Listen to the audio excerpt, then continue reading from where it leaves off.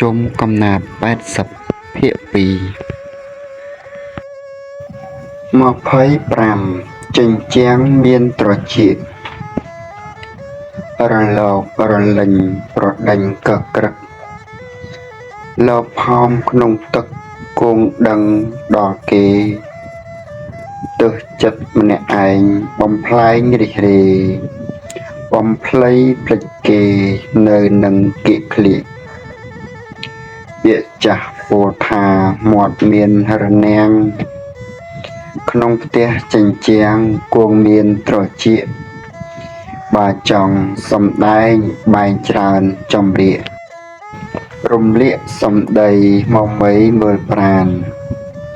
សំដីមានពឹសពោលចេញពីមាត់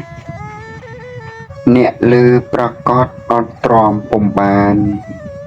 មិនអាចទុកយោបន្ធូរសន្តានដើមគេប៉ុន្មានបានដល់ប៉ុណ្ណឹងចេញពីមាត់យើងចូលត្រចៀកគេទុកមិនជាប់ទេពាក្យពឹសអញ្ចឹងកុំរអៀសខ្លួនពួនធ្វើមិនដឹងយ៉ាងណាយ៉ាងនឹងគេដឹងប្រកាសភ្លើងឆេះជំរកយកទោសចង្ក្រានភ្លើងឆេះសន្តានបានអ្វីកំណត់ភ្លើងឆេះជំរកយកទឹកពន្លត់ភ្លើងឆេះទឹកមាត់អត់ងាយដឹងទេ26ក្តាប់ត្រឡាចជំនោរត្រជាក់ធ្លាក់ខ្យល់ពីជើងត្រឡាចឡើងទ្រើងចេញផ្កាមួយរឹសរុកក្នុងដីលៃរោគជំនួយចិញ្ចឹមដើមត្រួយជួយក្តាប់ត្រឡាចចោលត្រីយកពុះរស់ចង់ត្រាំត្រាលែងក្តាន់កាន់ខ្លាសង្ហាឥតខ្លាចកັບកេងបានមានស្រីឃ្លានអំណាចភ្លេចក្តិចត្រឡាចស្ងោរត្រីប្រឡាក់អាហារដែលថ្លៃកាយឆ្នៃឆ្ងាញ់មាត់តែមិនប្រកាសថាអត់គ្រោះថ្នាក់ឡើងឈាមលើសខ្លាញ់ឈឺតាមសន្លាក់ដូចគេដកសាក់ដាក់ឲ្យរែកដីជំនួយមួយដងចំណងចងជាប់គូក្រងមិនស្កប់ទៅជាប់អ្នកថ្មីកូនចៅអាប់យុះរស់ឥតសេរីស្នេហាជ្រុងបីគ្រោះថ្នាក់ក្រៃលែង27ធម្មជាតិភាសាលេចខ្លាំងខែប្រាំងរីងខាស់លើភ្នំព្រៃក្រាស់ទឹកសើមទៅដល់មិនសូរបញ្ជាក់ទ្រាំលាក់ចំងល់ថាដឹងរងខ្វល់សួររកខ្យល់អីរដូវស្រូវផើមសើមចុងសន្លឹកសន្សើមពេលព្រឹកតែទឹកត្រួយខ្ចីដំណក់បន្តសដោយសំឡីទឹកសល់លើដីសត្វត្រីក៏មានអ្វីណាដែលកើតគឺត្រូវតែកើតបន់ឲ្យកំណើតបង្កើតធនធានអ្វីណាដែលមានគឺត្រូវតែមានកុំចង់បំពានវាច្បាប់ធម្មជាតិរីកហើយរុះរយជារឿងបុប្ផាបានកូនរៀបការហឺហាហៅញាតដល់បានចៅពោអមួយសាទៀតអួតប្រាប់មិត្តញាតពីមេរយាទចៅស្រឡាញ់កូនខ្លាំងតតាំងនឹងទុកពាក្យម្ដាយឪពុកមានត្រជាក់ក្តៅជូនខឹងជេរកូនព្រោះកាន់ជើងចៅពេលបែកព្រាត់ទៅនៅសែនអាល័យ28សច្ចៈទុកសិនសម្រស់រូបរាងនាងកាល័យ អោបកចាប់ដៃអ្នកខ្សត់ខ្សោយឃើញគ្នាតល់ប្រាក់ចាក់បណ្ដោយថានាងជួយឲ្យស្អាតជាងគេបើនាងផ្លាក់ទីនធ្វើមិនលឺ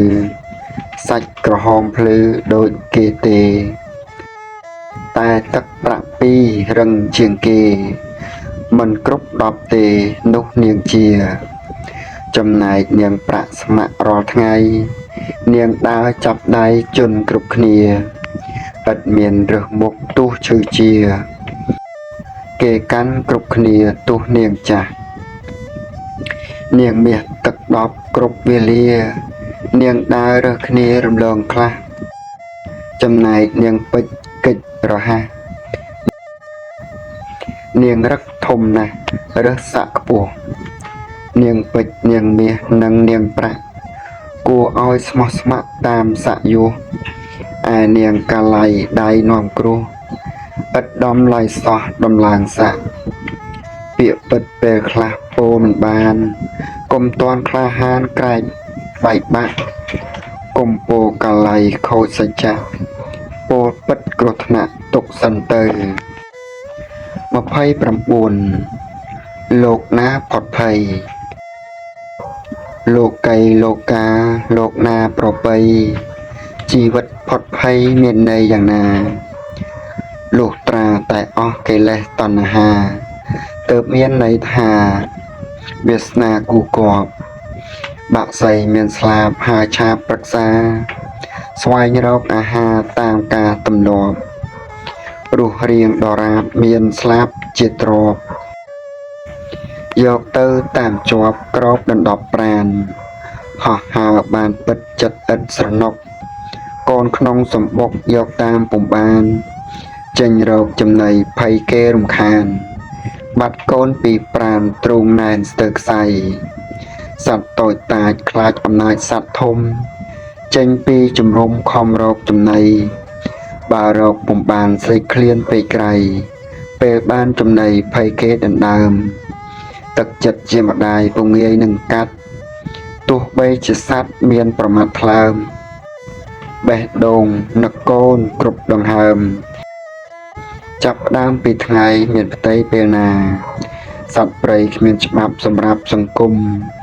សំឡេងសត្វយំជំរុំសោកាហេតុអ្វីមនុស្សខ្លះខ្វះក្តីមេត្តាគួរឲ្យអនិច្ចាអ្នកណាជាងណកើតមកជាសត្វព្រោះបាបកម្មចាស់មនុស្សបន់ច្រើនណាស់មិនដេចមិនបន្តបានកើតជាមនុស្សព្រោះផលបន់ល្អហេតុអ្វីបង្កទុកដល់សត្វលោក30មរតកលោកីសម្បូរសម្បត្តិសប្បាយចាយចងជន់ទាំងឡាយជាប់យ៉ាងជ្រៅគេឈ្មោះយស័កតេឲ្យនៅវាយបន់ដើរទៅសំដៅខ្នោះគេគល់គួគប់ទ្របចែកឲ្យថ្ងៃមុខថ្ងៃក្រោយគួងតែអស់ជូនម្ចាស់ចែកស្ថានចោលរបស់ជូនចោលយកអស់ម្ចាស់អ៊ូលអាក់មរតកដែលបានគ្រប់គ្នាគឺចាស់ចរានិងមរណៈរោគាព្យាធិតាមបណ្ដាក់របួសគ្រោះថ្នាក់តាមប្រមានជីវិតរកសុខស្ទើរពុំបានសល់ពេលប៉ុន្មានរកធនធានសិក្សាវិជ្ជាការងារមានពេលសាងសិលទានមានឬទេ31អ្នកប្រាជ្ញធំរុក្ខជាតិនានាគួងជាប្រយោជន៍តិចច្រើនដោយហោចតាមកាយឆ្នៃកគីរកោះទុះគល់ស្លឹកគ្រៃគង់មនុស្សប្រុសស្រីត្រូវការពំខានស្ដាប់ពាក្យសម្ដីបីដូចអ្នកប្រាជ្ញតែការតូចតាចពុំអាចធ្វើបានចុះការងារធំហំប៉ុន្មានទើបសមនឹងប្រានដែលជាអ្នកប្រាជ្ញ32ទឹកមាត់ប្រៃវាយូបក់ផាត់រសាត់ទៅធ្លាក់កណ្ដាលផ្លូវត្រូវក្រៀមស្វិតស្មានហោះបានឆ្ងាយសប្បាយចិត្តចាកចោលដើមពិតរកមិត្តថ្មីស្ងៀមថ្មឹងមែនតែនមិនមែនថ្ម មិនធ្វើមាត់ក៏មិនកោអីសំងំចាំស្ដាប់ចាប់សេចក្តីឧបនិស្ស័យពីពពវេនៅស្ងៀមមិនស្ដីឥតថ្វីមាត់តែមិនប្រកបជាអន់ទេបញ្ចេញថ្វីមាត់អត់ទំនេរថាក្រន់ជាងគេក៏ពុំបានពាក្យចាស់ពោលថាទឹកមាត់ប្រៃអំបិលមួយដៃប្រៃមួយចានគួងសាបសូនសោះអស់ពុំខានពាក្យពិតទៅបានប្រៃរហូត